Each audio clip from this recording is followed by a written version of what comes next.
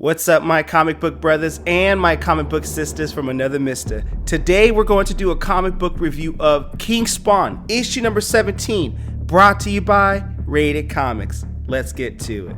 So the Disruptor and the Quarter Priest have invaded Hell in search of Wanda Blake's soul, only to come face to face with Brimstone. Brimstone, a being that has taken the slow drag of eternity to fashion a brigade of trapped souls within one attempt, Earth. "What are you doing, Disruptor?" says Marana as Disruptor's on his knees. "It's not what we came here for." "Go easy, Marana. The guy with the gun isn't in the mood." "You dogs are from Earth? That's good because you're going to take me back there. But first, you're going to learn to kneel too." He pulls his trigger, but it's not just a bullet that's released. It's a sentient weapon that he unleashes, catching Marana off guard as none of the court has seen his weapon before, and their hesitation costs Godsend his life.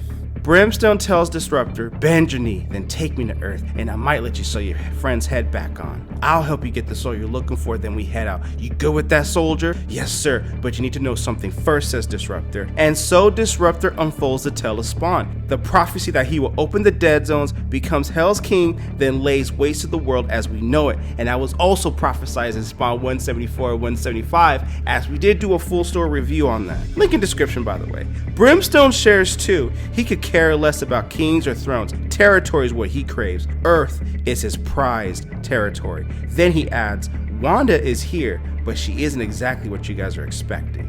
Back on Earth, Terry Fitzgerald questions his own loyalty to Spawn.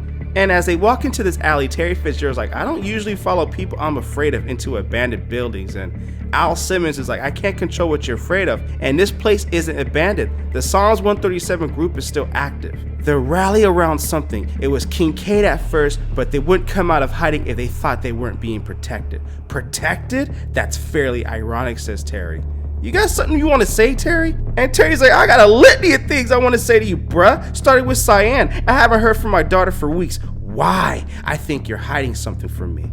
And Spawn is pissed. He's like, "Well, then pull the trigger. Go ahead. We both know it won't do a damn thing to me. And if it did, then how do you get your answers to your questions? So stop acting so damn crazy." As for Cyan, "I don't know where she is, but she's aware she needs to hide while this war plays out. She's too easy of a target for them to use against you.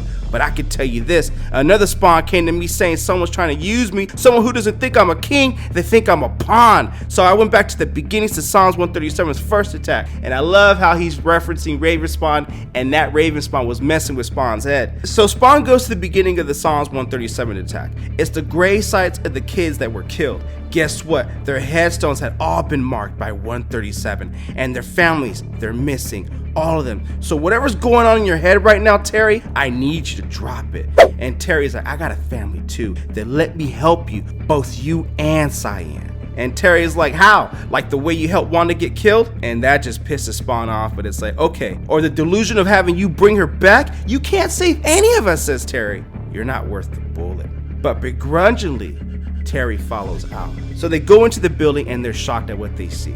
It's the parents. A year ago, a teacher following Psalms 137 sets off a bomb in his classroom, killing dozens of children along with himself. And I believe that's a reference to King Spawn issue number 1. Which, by the way, guys, if you're new to this channel, we covered all the King Spawns on this channel, all the Gunslinger Spawns, all the Scorch, and Spawn 296, all the way up to the present time. And that event in King Spawn issue number 1 is what drew Spawn into the world of Psalms 137. Originally funded by the Quarter Priest, some Psalm zealots had gone rogue. These independent members were all committed to the cause of bringing the end times to Earth.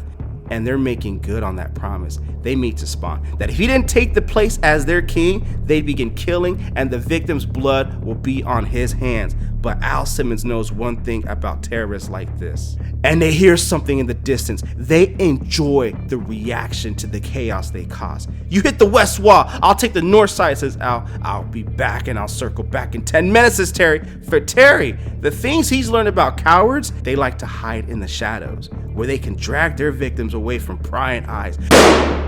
Gunshots always trigger Simmons. It turns a switch on in him, a switch his enemies usually wish they left alone. He smells sulfur, gunpowder, his enemy is near. Show yourself, says Spawn, but it doesn't. It always plays cat and mouse. You come to me, says the thing. Who are you? And then he goes into the shadow, and what he encounters is this behemoth. He's a monster revered by Psalms 137, with a body like iron and a desire to attain the same goal as the cult. He too wants the end times, and he wants more. He wants Spawn on the throne, directing the demise of Earth. He wants to watch the destruction of both heaven and hell. Spawn, he believes, can deliver that both to them. And Terry on the ground's like, ow, that thing, and he struggles to get the words out of his mouth, and he's like, not alone. Let's keep that between us, whatever this smile is. And this is a sinister grin smile, like the Joker who laughs kind of smile. Ow, says Terry, but Al can't hear nothing. His ears are filled with the musings of death and destruction spewed from the tongue of that gigantic behemoth.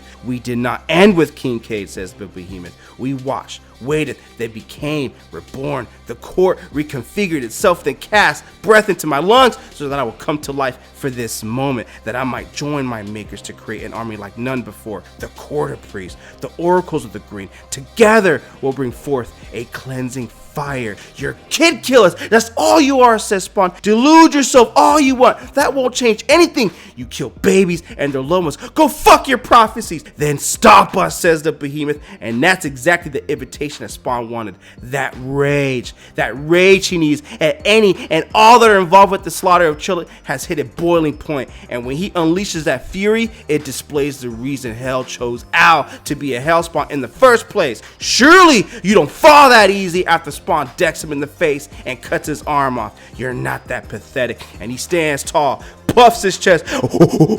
Nearby, Terry calls out to his friend, but Al was deaf to it once more. As any outside noise is drowned by the sounds echoing through the main chamber for the beast, this behemoth has risen with the rage of its own. Let's find out which of us hell created to be more superior, says the behemoth.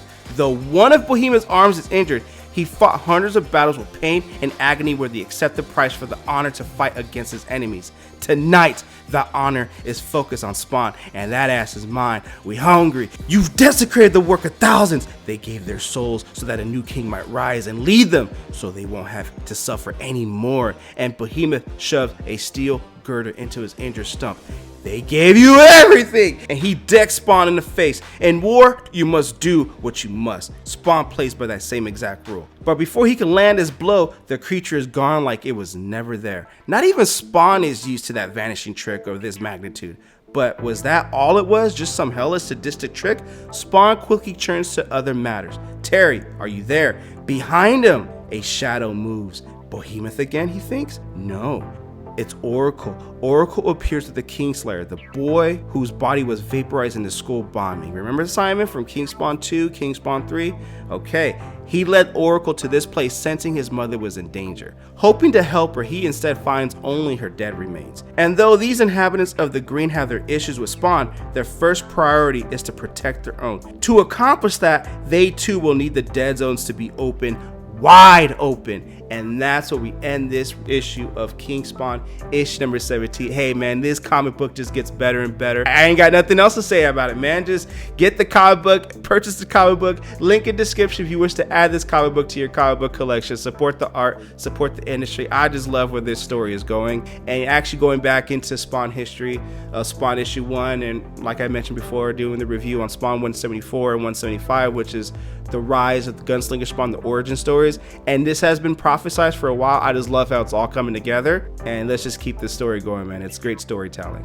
With all that being said, King Spawn issue number 17. What you guys think of the comic book? Comment below, let me know. Also, if you like the content we're throwing up, you know what to do. Don't be shy, don't be stingy. Here at Rated Comics, we do awesome comic book reviews, comic book related content with the occasional comic book giveaway. And this video is sponsored by coffee, so if you'd like to buy your boy a cup of coffee, link in description. But the greatest compliment you guys can do is by liking the video, subscribing to this channel. Thank you again for watching. Until next time.